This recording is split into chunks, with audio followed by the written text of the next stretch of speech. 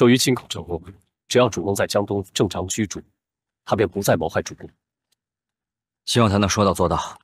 生当为人，就会有底线，这一点，我相信身为都督的周瑜一定会做到的。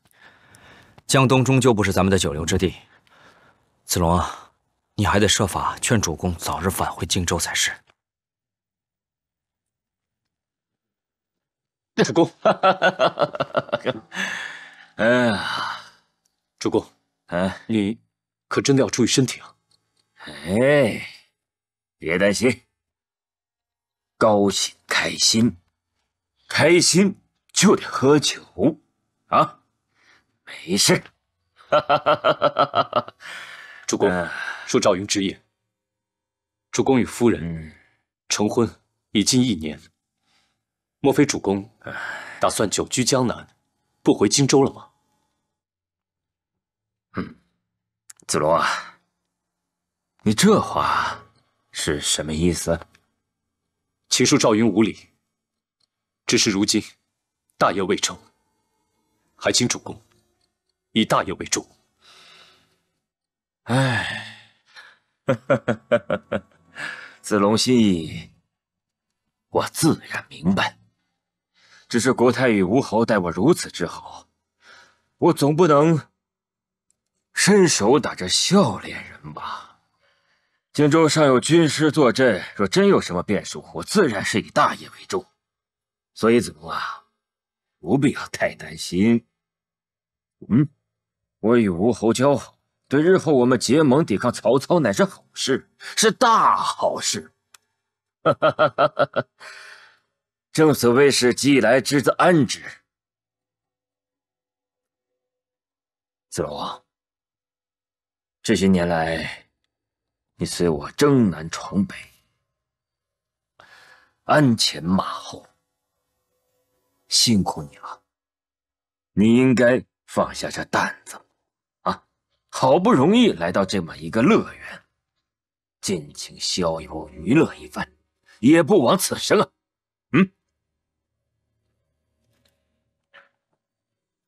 谢主公好意，恐怕这人间乐园，子龙无福消受。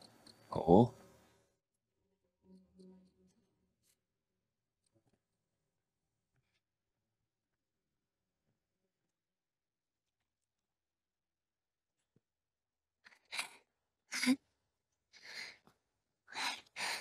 子龙，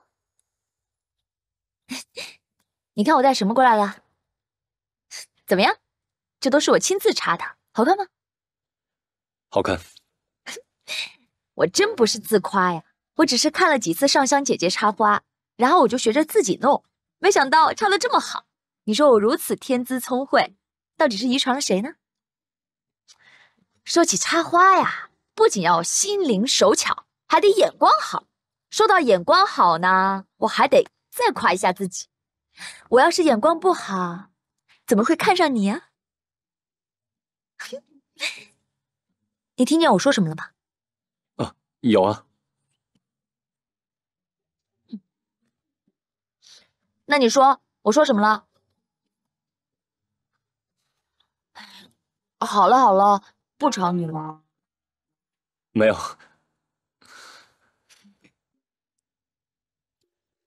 你在看什么？我在看，你到底在想什么？你该不会在想马玉柔吧？没有，我只是担心主公的事。哎呀，刘皇叔和姐姐在一起好着呢，有什么可担心的？这就是我担心的事。我已经几番跟刘皇叔说过要回荆州的事，但他都没有答应。我们来到南徐，眼看就快1年了。你操这份心干什么呀？哎，你想啊，荆州呢有诸葛军师坐镇，要是有什么事情，他们一定会通知我们的。现在什么消息都没有，就说明呀，天下太平着呢。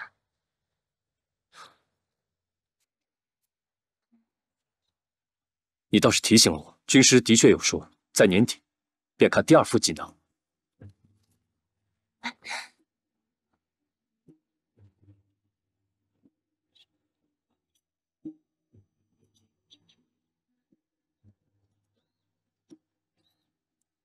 啊，我还没看清呢。哇，连背影都这么好看。什么？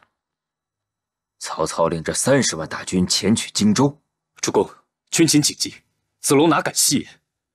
匆忙的赶来，打扰到主公和夫人，失礼。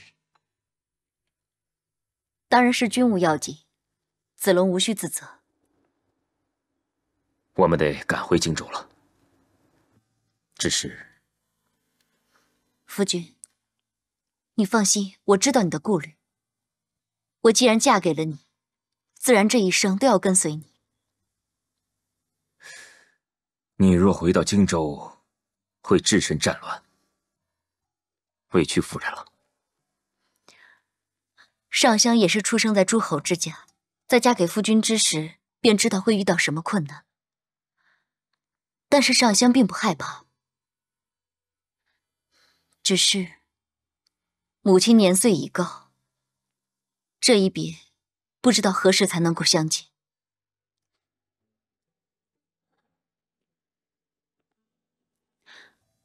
赵将军，我有一个不情之请。孙夫人，请讲。我知道我母亲如今最放心不下的便是宝月妹妹的婚事了。如果我能在离开之前完成母亲的愿望，也算是尽一份孝道。不知赵将军可否成全？这谈婚论嫁，恐怕不是一时半会儿能够决定的。如今军务紧急，恐怕……赵将军也不必如此为难。我的意思并不是要你和宝月妹妹立即成婚，只是想让赵将军给我一个承诺，让宝月妹妹跟着你，你能好好照顾她。好，我答应孙夫人，一定好好的照顾宝月。子龙，今晚立刻准备，明日一早，我等出发。主公，我看此事不可能不声张，最好不让国太还有吴侯知道。为何？这孙夫人和国太母女情深，吴侯就这么一个妹妹，若主公与孙夫人突然请辞，恐怕国太和吴侯肯定不舍。国太又十分注重礼节，想必会大摆筵席为主公和孙夫人送行。子龙所言极是，可是明日我等急去渡口的话，不会引人注目吗？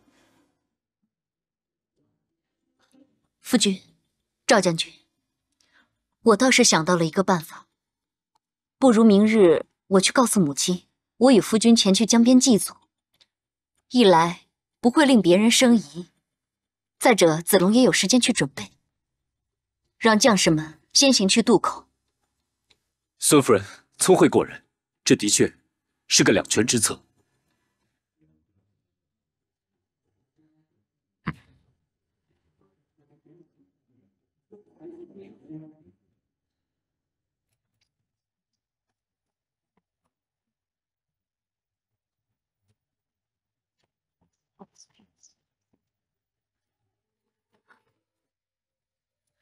上香实在是不孝，非但欺骗了母亲大人，而且还这么不辞而别。夫人，是我对不起你。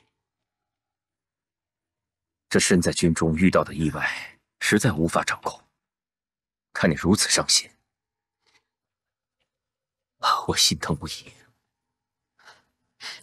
夫君，你实在不必自责，我不过是舍不得我的母亲。但是我并没有后悔之意，你身上的担子可是关乎着天下百姓的安危，怎么能被我一人所牵绊？你不用担心我。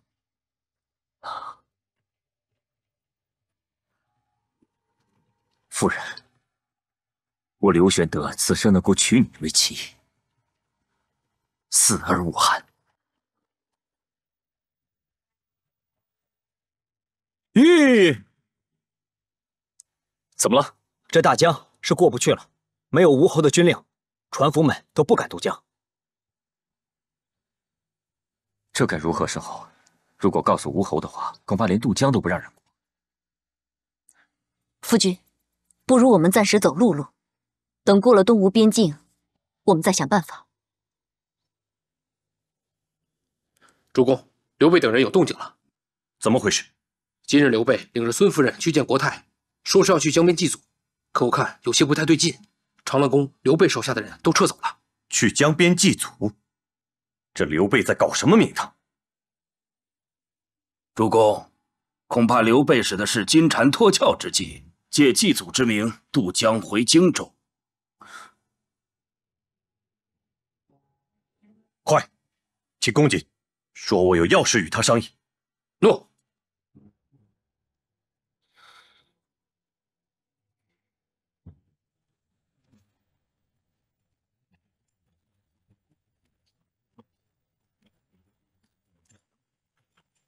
将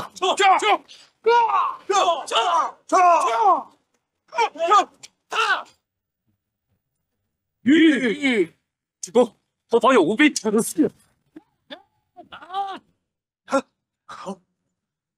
这可如何是好？前有吴军阻拦，后有追兵追至，吾等已无路可走。军师有提醒，如果遇到危机，就此行事。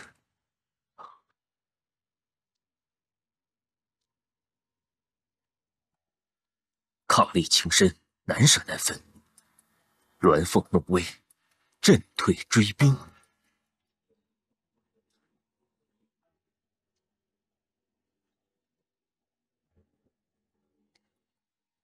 夫君，发生什么事了？夫人，刘备有愧于你。夫君，你这是说的什么话？昔日吴侯与周瑜同谋，将夫人嫁给刘备，又让我们整日安逸享乐，实则是想将我困在南徐，夺走荆州。如今我们不辞而别，吴侯必派人追杀于我。刘备已走投无路，还连累了夫人。我兄长既然一再将我当诱饵，我又岂能任由他摆布？今日之危，我来替你解。夫人，子龙，你陪夫人一起去。诺。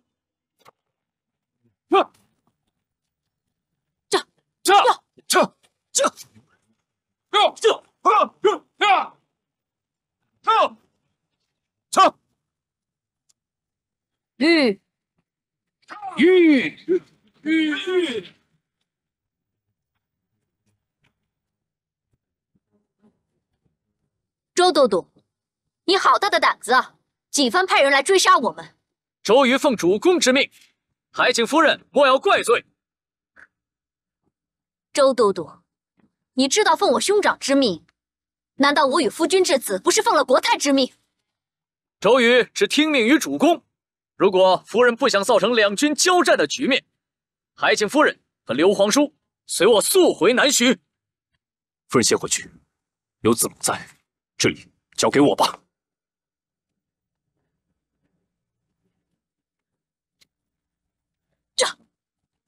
那我只好失礼了。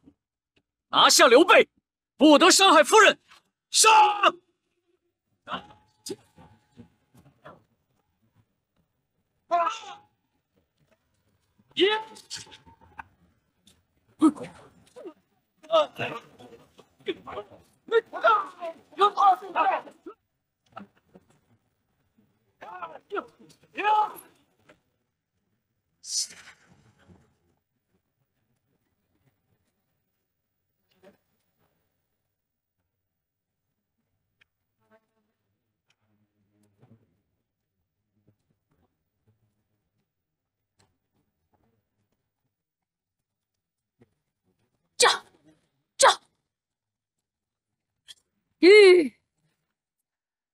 夫人，你可有受伤？夫君，我没事，只是周瑜亲自率了大批人马前来，恐怕我们很难抵挡，还得赶快离开东吴才是。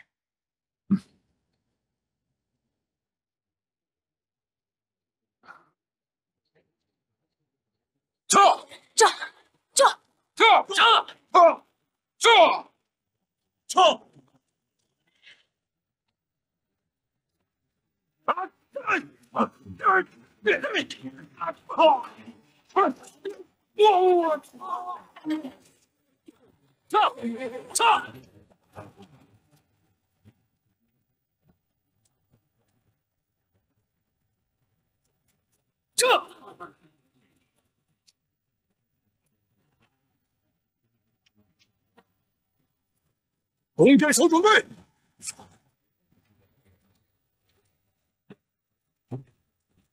关元长在此，请周都督速速撤兵。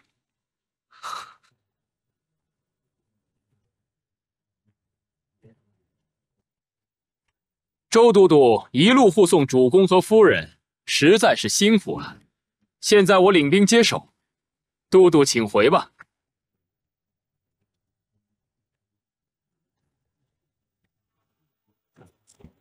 周王庙地坛天下，没了夫人就得胜。周王庙地坛天下，没了夫人就得胜。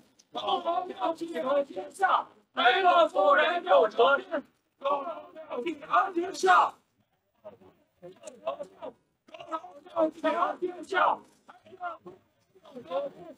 周王庙地坛天下，没了夫人就得胜。都督！我们怎么办？是啊，我们怎么办？快呀！撤兵，走！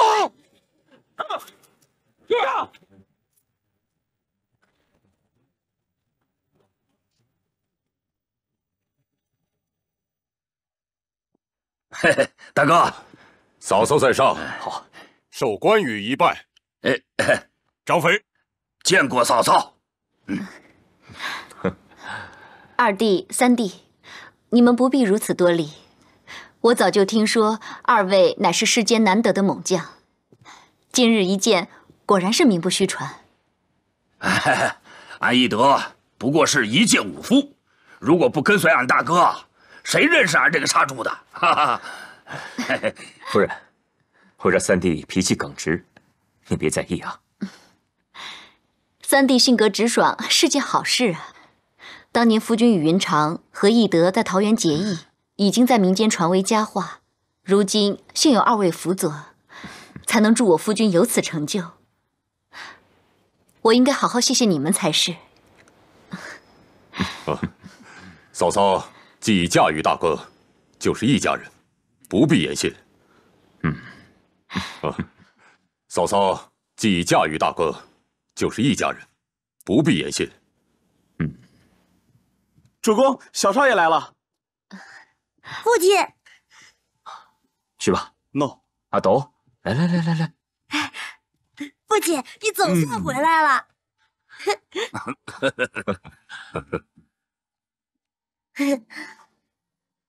阿斗，见过母亲大人。我的母亲已经去世了。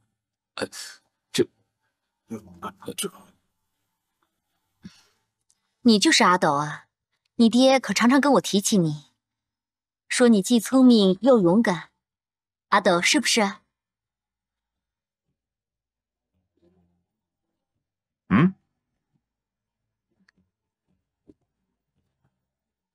阿斗，以后由我来照顾你好吗？虽然你还不认识我，但是我会像亲生母亲一样待你。阿斗啊，你平时不是爱习武吗？我告诉你个秘密，母亲大人的剑术十分了得。真的吗？我可以跟你学吗？当然可以了，不过你可不许偷懒啊。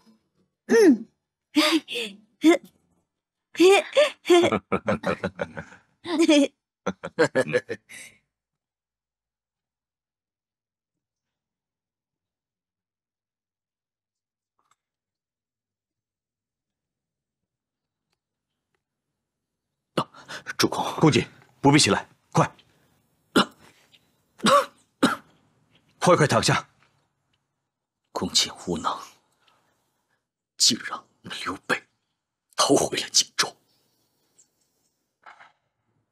公瑾不必再自责了，刘备无有赵子龙等人保护，文有孔明相助，实在非公瑾一人之力可敌呀。诸葛孔明我一介村夫，输在此人手上，我不甘心。未能替主公取回荆州，公瑾更不甘心。刘备如今已经逃回了荆州，要想诱其出城，恐怕不易。若我们领兵讨伐，恐怕连城都进不去。主公，刘备不是一心想取西川作为立足之地吗？我们了了他这个心愿便是。若是让刘备占了西川，那岂不是养虎为患？主公放心，我们并非真的要替刘备夺取西川，而是要以此为由，率大军前往荆州，待城门大开，我们便可攻之。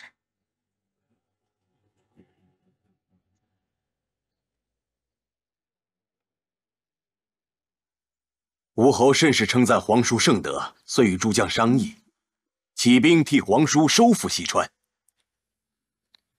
如今我家主公与吴侯虽成亲家，但收川绝非易事，恐怕吴侯也别有所求吧？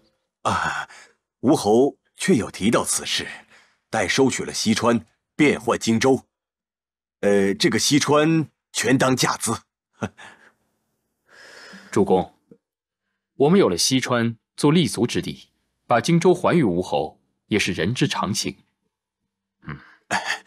军师果然明理，只是待我军经过荆州时，还望皇叔支援些钱粮啊。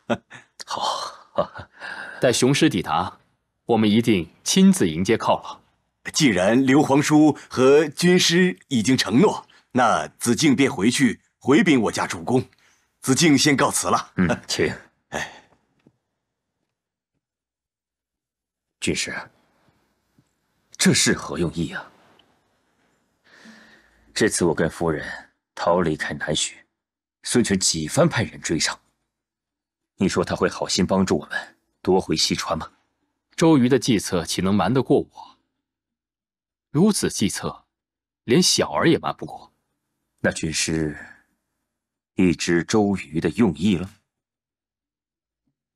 此乃假图灭国之计，虚名收川，实取荆州。待主公出城劳军，他必会杀入城来，出其不意，攻其不备。既然军师已经答应了子敬，看来军师已有对策了。主公放心，对付他的谋略我已想好，只等周瑜到来。周都督此行所谓何事？我替你家主公夺取西川，途经此处，赵将军莫不是明知故问？攻打西川，只不过是谎言虚词。我想问的是，都督亲率大军兵临我荆州城下，真正的目的是什么？赵子龙，你什么意思？都督，请回吧。军师早已经看穿你假图灭国的计谋，所以派我在此守候。赵子龙，我劝你还是乖乖投降，要不然我就挥师强攻，血洗荆州城。小儿，我荆州，你问你张爷爷是否同意？王某在此，呼吁小儿不要打军夫主意，给了土民责任为主。撤！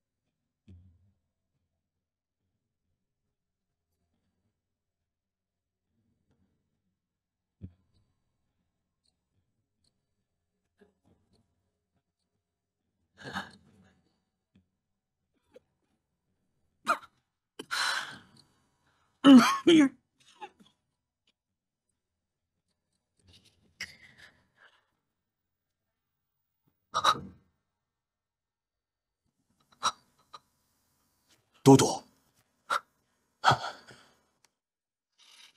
我见你帐内亮着灯，进来瞧瞧。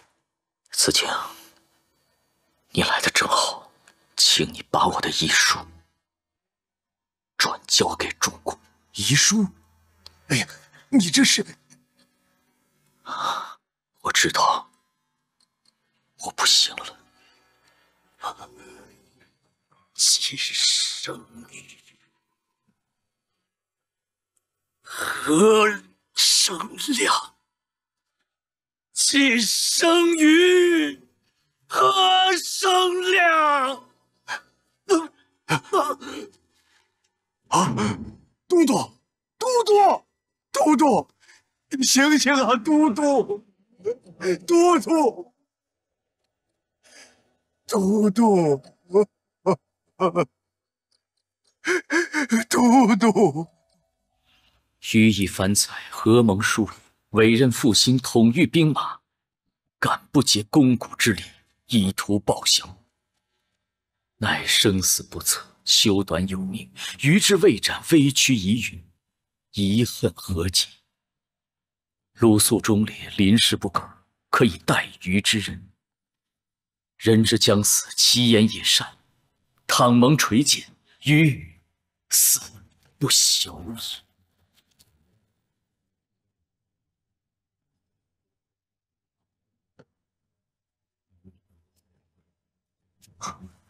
公瑾去矣。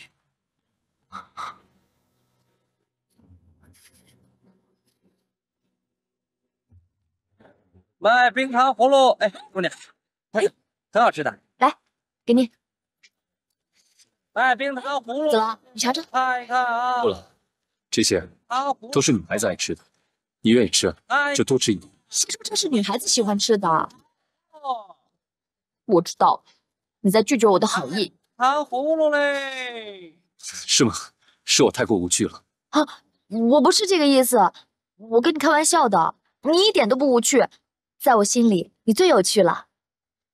可是既然你拒绝了我的糖葫芦，你是不是应该送个礼物讨好我一下？不过子龙真不知道你喜欢什么东西。反正你是了解我的，你要是送胭脂水粉什么的，我肯定不喜欢。要送就送我心目中最想要、最重要的。我知道了。没想到周瑜作为东吴大都督，居然没有战死沙场，而是被活活的气死。气死周公瑾，并非我所愿，怪只怪他生性固执，骄矜好斗。周公瑾征战一生，但是他深得孙策、孙权器重，吴国上下的百姓都会认为他的死与我等有关，这让我等如何是好？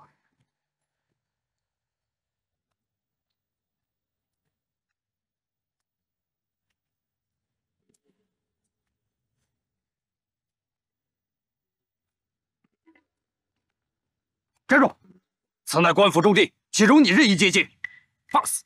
说开！你还拿刀挡着我！我告诉你，在我告诉你我是谁之前，你也不掂量掂量你自己的分量，你够不够资格知道我是谁？嘿，听说过“凤雏卧龙，得其一，必得天下”这句话吗？孔明就是卧龙，我就是凤雏。哎呀，我跟你说，凤雏你也不知道他的厉害。我现在告诉你，你给我听好了，如果没有我，你们家主公就不会得到神勇威武的赵子龙。哎，连赵子龙将军都得敬我3分，那就别说你这个看门的小兵兵了，你还拿刀对着我啊！来，项上人头在这儿，来，砍了，我可给你机会了啊！来，砍，来，你来，不敢动手了。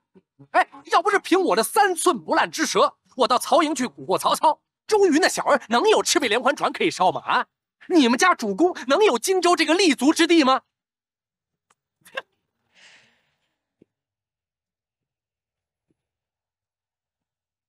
主公大可放心，我夜观天下，见将星聚于东方，我决定即日启程，去往东吴吊唁，顺便帮主公寻访贤士，辅佐主公。军师一番好意，我当心领。只是担心军师此去东吴，凶多吉少啊。主公多虑了，周瑜生前我都无所畏惧，现在周瑜已死，我还怕什么呢？周瑜虽然已经死了，但吴中将士怒气难消，一定不会放过军师啊。正因如此，我更要去江东走一趟，不然这出鞘的利刃，冲天的怒气，早晚有一天会伤及无辜。主公放心，为了吴中与荆州的和睦，我自然会谨慎。既然军师心意已决，我也不再勉强。不过军师一定要小心啊！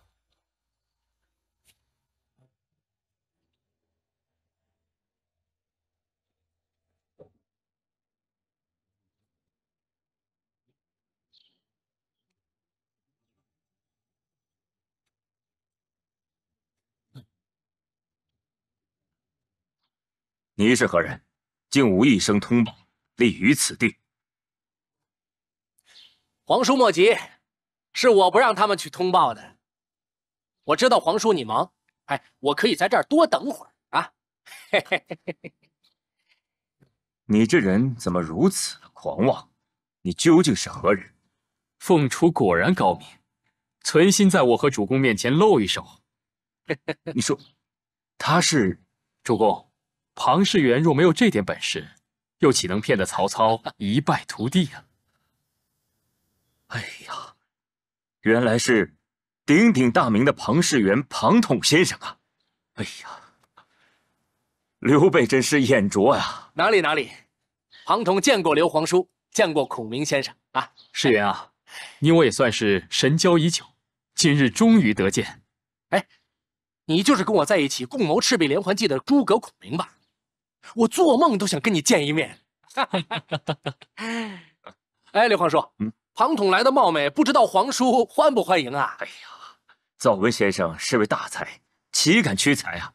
不过先生今日来到此地，不如留在咱帐下，当一个副军师可否啊？士元远道而来，与我主公一见如故，实属难得啊。士元素闻刘皇叔宽厚仁德，今日一见，果然如此。庞士元愿意辅佐主公左右。哎呀，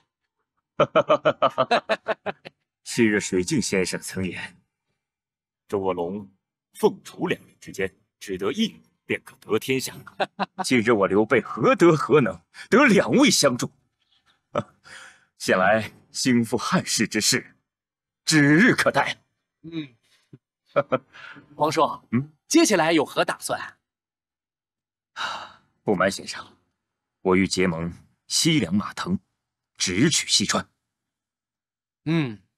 取西川是早晚要取的，可是唯恐这西凉马腾已有变故啊。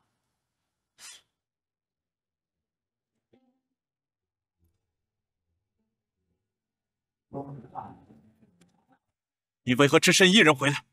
到底发生了什么事？主父与二弟三弟被曹操这个贼人杀害了。副少主，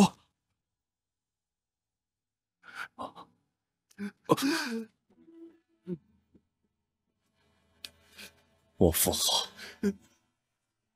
离开之时，便叮嘱于我，让我自统强兵，留守西凉。他自担二弟三弟与你同亡，他自信曹操见我在西凉，要用韩遂相助，便不敢贸然加害于他。可试想，如何移至今日？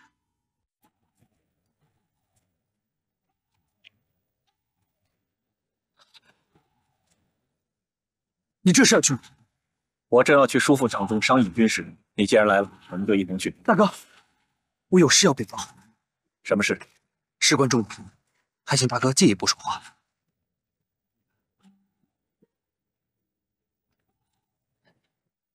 我怀疑韩遂与曹丕私通。叔父？哼，怎么可能？你也知道，这韩遂是我父亲的结拜兄弟，而且此次兴兵招讨，一路相助，怎会谋反？怎能加害于我？阿蛋，我看你是杯弓蛇影。大哥，你难道忘了你父侯错信黄奎的教训了吗？叔父许昌举事失败，还不是因为受了黄奎身边之人的出卖？现在你我兄弟二人成败在此一举，自然要慎之又慎。再说我马岱，绝对不会平白无故诬陷人。你都听说了什么？据密探回来报告，称有人亲见两军对垒时，曹贼曾单独约见韩遂。大哥，你可知情？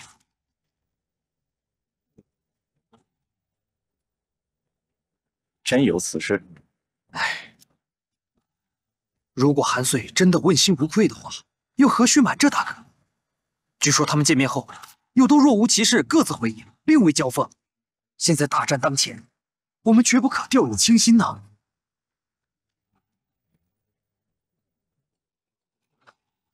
报！主公，有军情。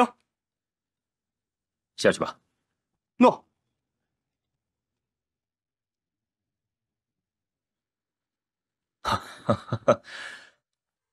军师，请看。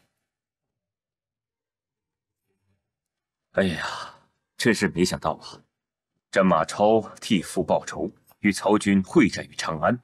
马超凶悍无比，带大军大败曹军。更重要的是，在那潼关杀的曹操是割了胡子，扔了袍子。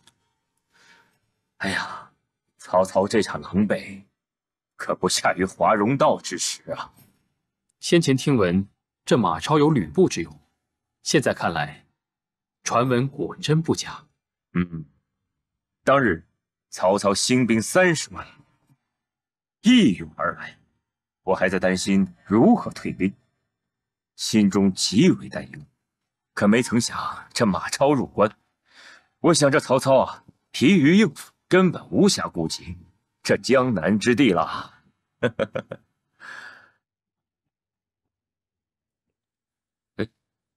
军师，如此好事，为何愁眉不展呢？马超虽占上风，但形势并非不可逆转。哦，军师请说。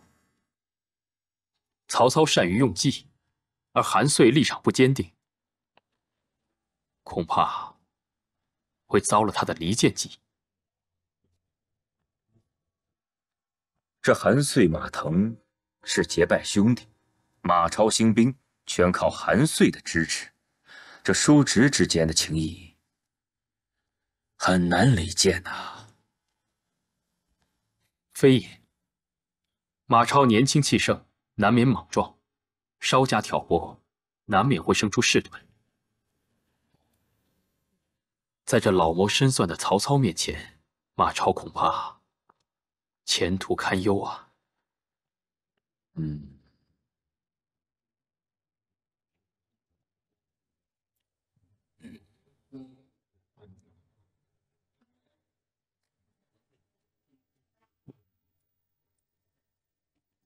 叔父，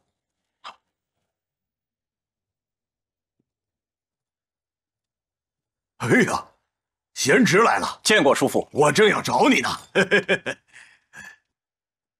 哎呀，没想到你真的继承了你父亲的勇敢，潼关一战令曹操割须弃袍，仓皇出逃，大振了我军士气啊！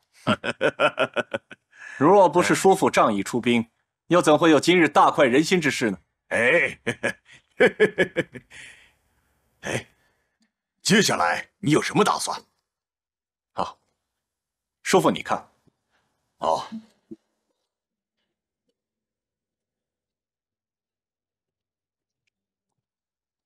据前方探子传回的消息，说曹操已经在渭河内将船筏锁链做浮桥3条连接南岸，曹军夹河立寨，将粮草车辆串联，以为屏障。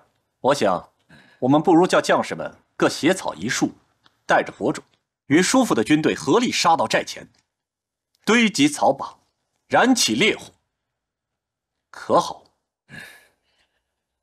好是好，不过我唯恐这是曹操的奸计，诱我军向前。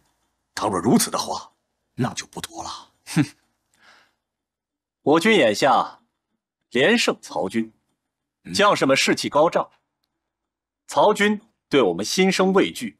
若乘胜追击，拿下曹贼，指日可待。叔父突然犹豫不前，不知是否有何顾虑？贤侄，你多虑了。正因我军最近屡建奇功，更要谨慎有加。再说那个曹操可不是凡人之辈呀，咱们得瞻前顾后。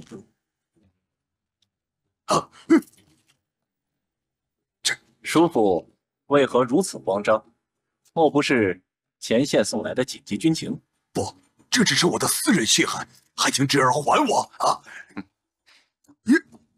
大哥，别信他，这有可能就是他私通曹贼的证据。呆儿，休要胡说！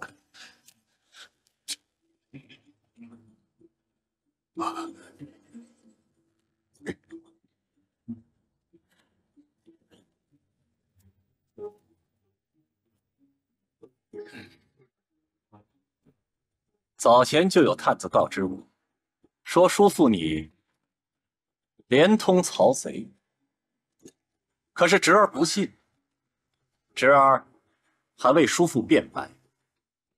没想到叔父你早已与曹贼谈妥条件，你交出我们兄弟，曹贼许你做西凉侯之职。叔父，你太令我伤心了。不是啊，这是阴谋，这是阴谋！侄儿，你得相信我呀！人证俱在，大哥，千万别再被他所迷惑。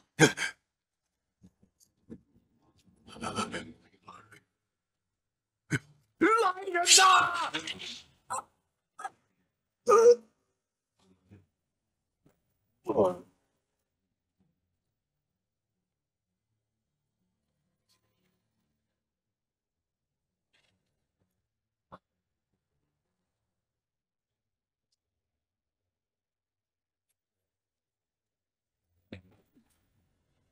叔父，对不起，侄儿也是被逼无奈。大哥，韩遂已死，此地不宜久留。若他的军队得到了消息，绝对不会听令于你我二人。这样曹兵来迎，恐对我不利。如今之计，我二人也只好投靠汉中张鲁，那里才是我们容身之地。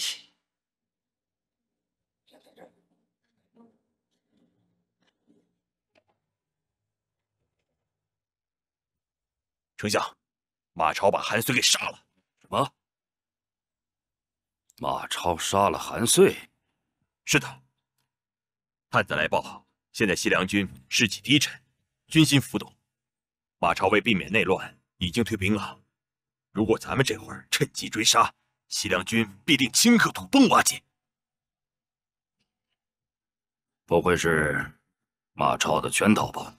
啊，不是。我们的内应也印证了此事。可是马超跟韩遂情同父子，为何突然反目啊？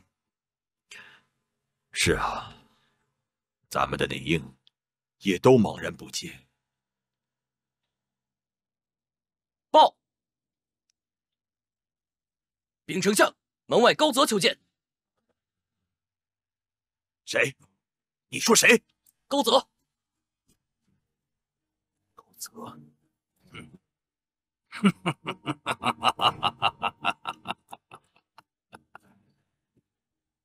这雄心豹胆吃多了，会让人发疯的。这狂妄鼠子！来人，让他进来！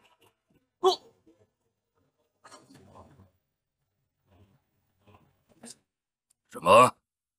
你说他用的是离间计？你拿什么证明是你所为啊？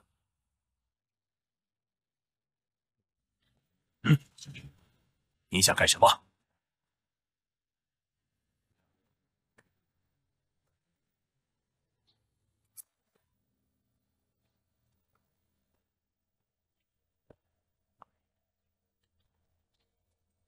丞相，末将观察两军战事，看出西凉军并非铁板一块。于是，我扮成丞相密使，与韩遂接触，趁势在他帐中留下一封涂抹过字迹的信函。我把韩遂与丞相密使接触的消息透露出去，是马超对韩遂生疑。很快，马超又在韩遂大帐中发现了涂抹字迹的信函。他更加认定这就是韩遂意欲毁掉的证物，于是马超就动手了。一封信函就毁掉了一个纵横西凉数十年的诸侯，妙，妙！可是，就算你说的句句属实，你以为区区一个韩遂的人头就能抵得上你道具的护国神器吗？你以为我会就此饶恕你的逆天大罪吗？不止韩遂，只要是丞相恨的人，末将一定想方设法把他们的人头奉上。哼，好大的口气！看来你不但连命保不住，恐怕连舌头也保不住了。末将再一次投奔丞相，其一，末将并不怕死；其二，末将对丞相的忠心仍在；其三，末将会在2个月之内把2柄护国神器全部夺回，以恕我罪责。至于是否吹嘘，2个月之内便可知晓。即使丞相恨我入骨，也不必急于在这2个月之内取我性命。高泽呀，当年18路诸侯讨伐董卓的时候，你冒险献出泗水关，我就知道你做事异于常人。不过今天我倒要看看，你还有什么神通。谢丞相容我活过这2个月。2个月太长了。这样，在夺回护国神器之前，你先替我杀一个人。丞相让我杀谁？当初庞统诓我铁索连传，这是我兵败赤壁的最大原因。他现在对庞统恨不得手断其肉。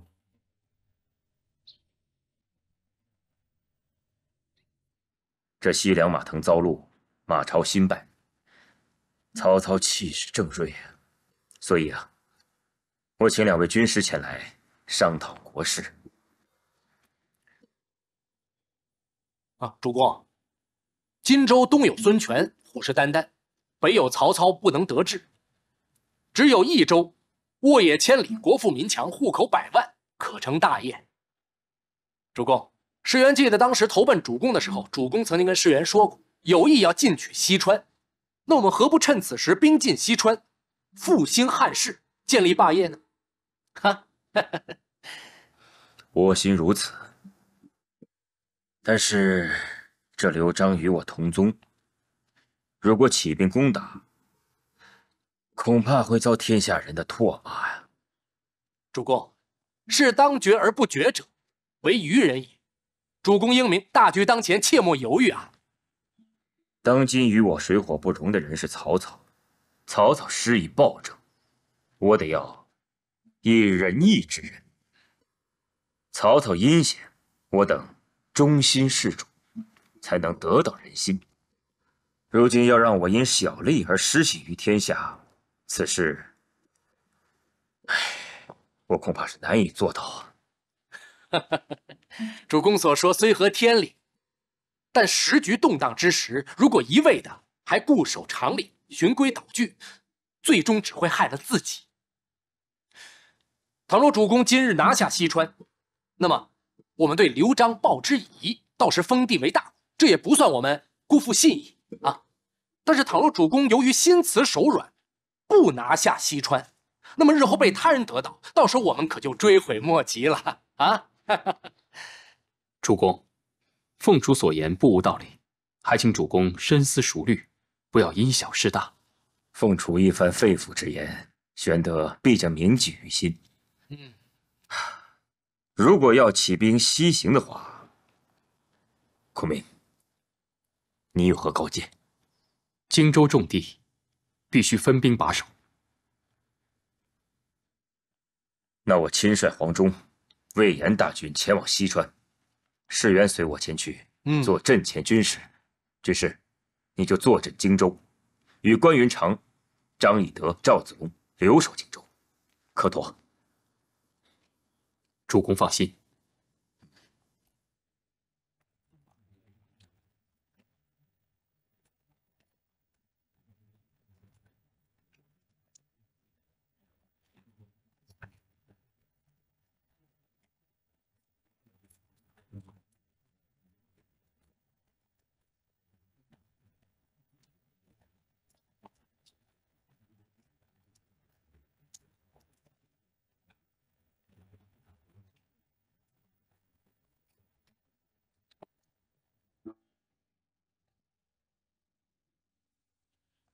庞统见过主公，主公这么着急唤我来何事？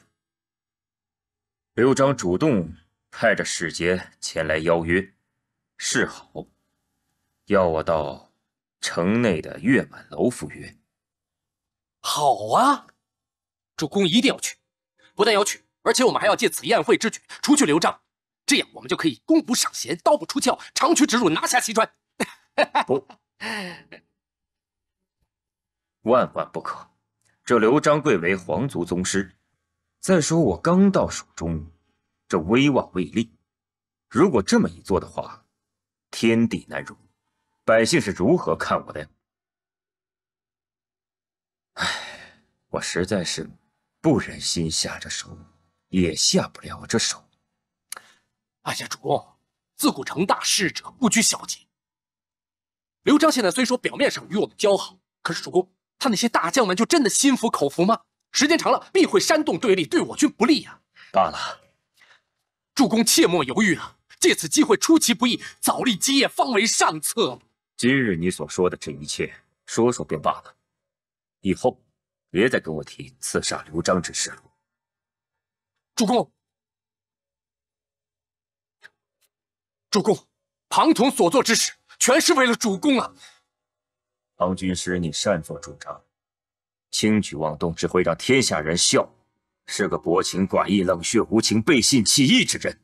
哎呀，主公宽厚仁爱，这天下已经尽人皆知了。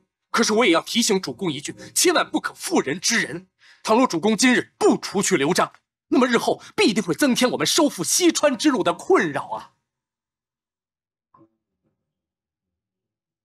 我自然知道军师是为我好，一番好意啊，可我不想为这一时之力而被天下人戳我的脊梁，留下骂名。好了，我等即刻于城门下，以防着汉中的张鲁继续蠢动。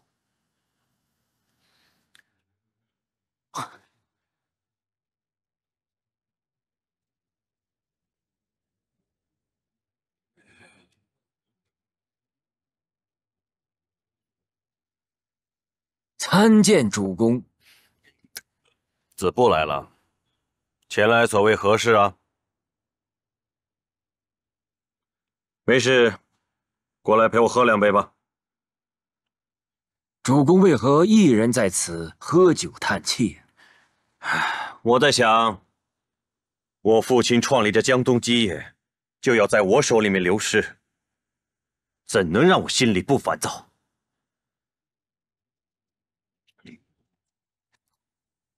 主公年轻有为，坐领江东，不知何出此言呢？子布啊，我虽然打赢了赤壁之战，可现在我痛失了荆州，连我最亲爱的妹妹上香，也白白拱手让给了刘备。还有，连周公瑾的性命也丢了，我不甘心呐！我不甘心呐！想来主公本是想趁此刘备征战西川之际收回荆州，不想遭到国母的阻拦，在孝义和国事面前难以取舍，方才生出这诸多感慨吧。军师，你错了，在我母亲面前，只有服从，哪有什么取舍？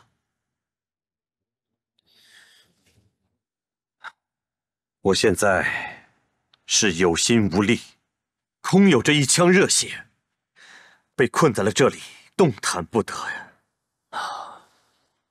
主公，或许我有办法解此僵局。你？罢了罢了，我知道你是好意，帮我排忧解难。可是依我看来，最好的为今之计，便是什么都不做。主公，且听我说完，再做判断，可好？主公若能派遣心腹的密使一人，仅带500军潜入荆州，并下密书一封于郡主，就说国太病危，欲见亲女，让郡主连夜赶回东吴，可好？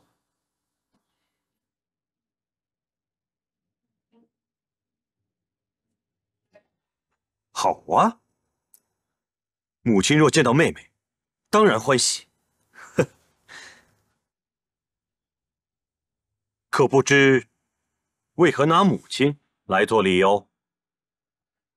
主公且听我细说其中的奥秘。这刘备生平只得一子阿斗，如果能让郡主带着阿斗一起来到东吴，那到时候这阿斗不就是你主公手中的人质吗？主公还怕刘备不乖乖的拿荆州来换回他的儿子吗？可如果他不乖乖就范，派兵来救，那可如何是好？只要我们手中有了刘备唯一的子嗣，还有何惧啊？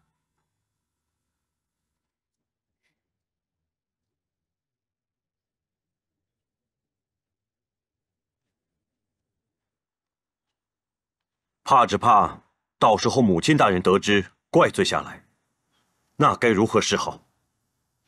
主公莫要多虑，依臣之见，国太之所以千方百计的阻拦主公有所动作，那主要是担心郡主的安危。现在郡主平安回来了，母女相见，享受天伦之乐还来不及呢。恐怕国太不会再对主公有过多的计较。